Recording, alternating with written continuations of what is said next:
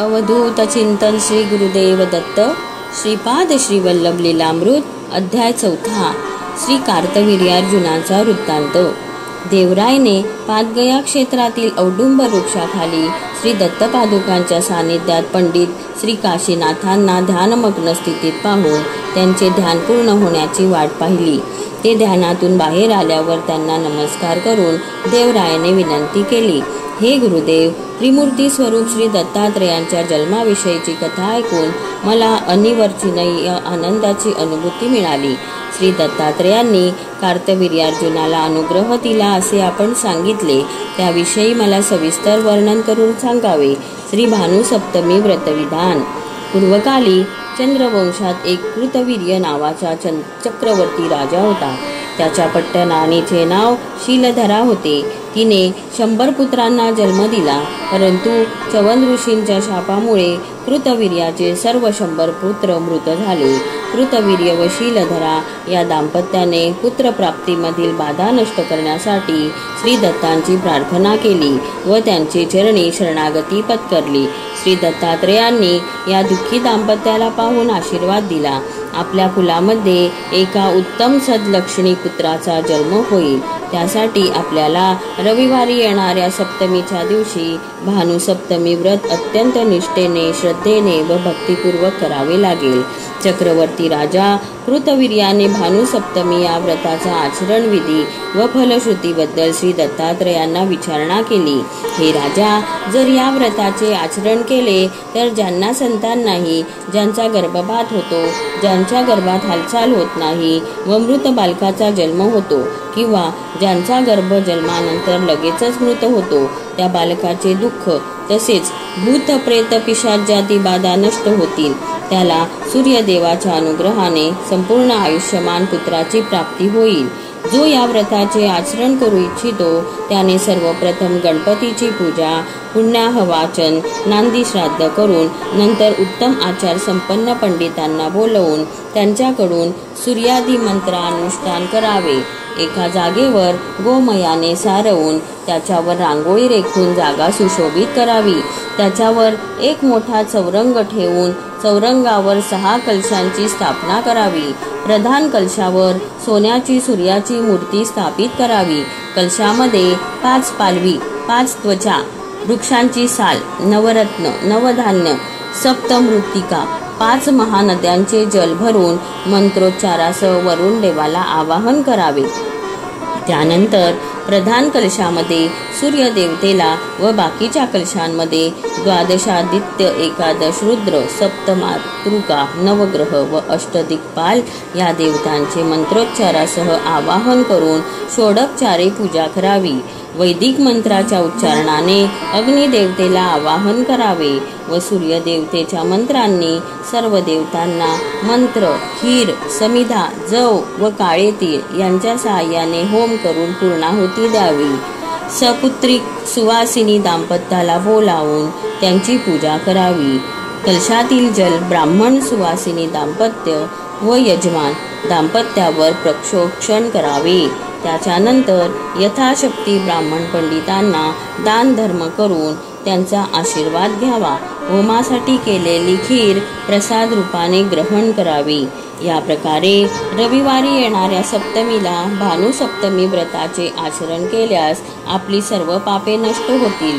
ज्या प्रकारे श्री दत्तात्रेयांनी सांगितले त्याप्रमाणे शीलधरा कृतवीर्य दाम्पत्य भानुसप्तमी व्रताचे आचरण करीत राहिले। एके दिवशी शीलधरा देवी याज्ञवल्क्य महर्षींची पत्नी मैत्रेयी देवीकडे जाऊन तिला म्हणाली, हे माते, मला संतान सुख नाही, मला योग्य पुत्र प्राप्तीसाठी वरदान द्यावे। तेव्हा मैत्रेयी माता शीलधराला म्हणाली, हे महाराणी, आपली मनोवांछा पूर्ण करण्यासाठी तुला श्री दत्तात्रेयांची पूजा करावी लागेल।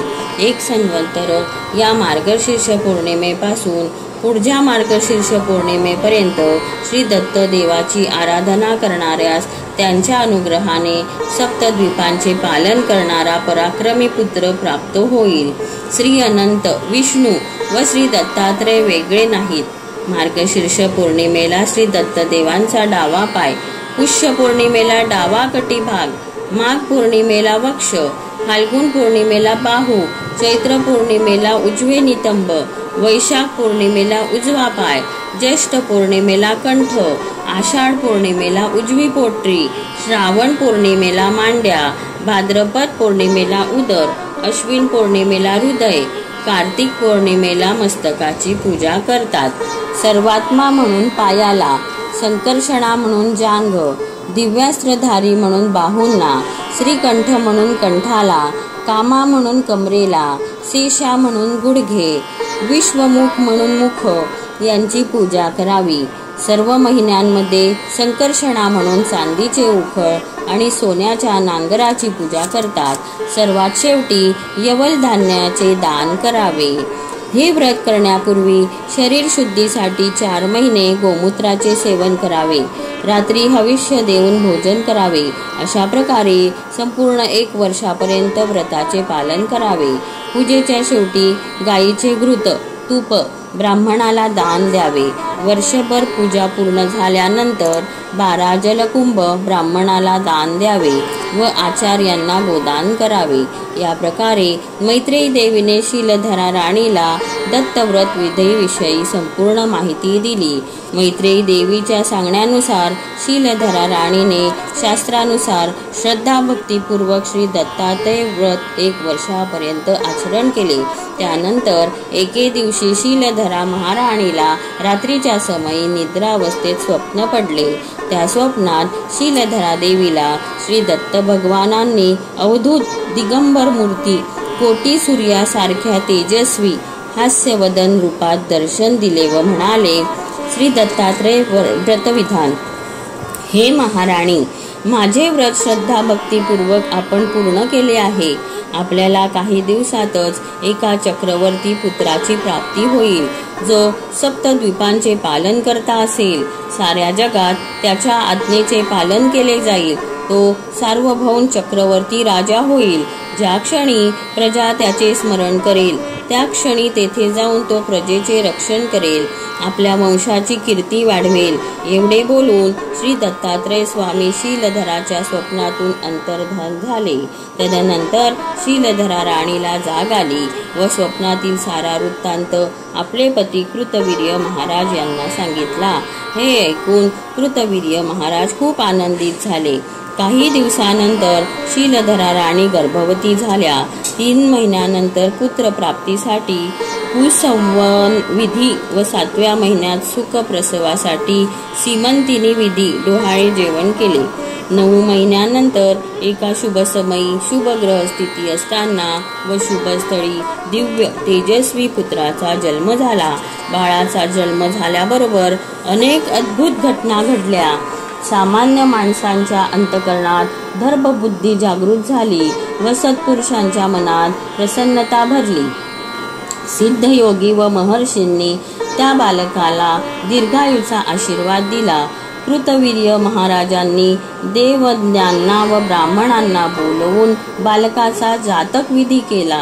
त्या दिवशी सर्व ब्राह्मणांना भूदान, गोदान, सुवर्णदान, वस्त्रदान आणि माणिक मोत्यांचे दान केले.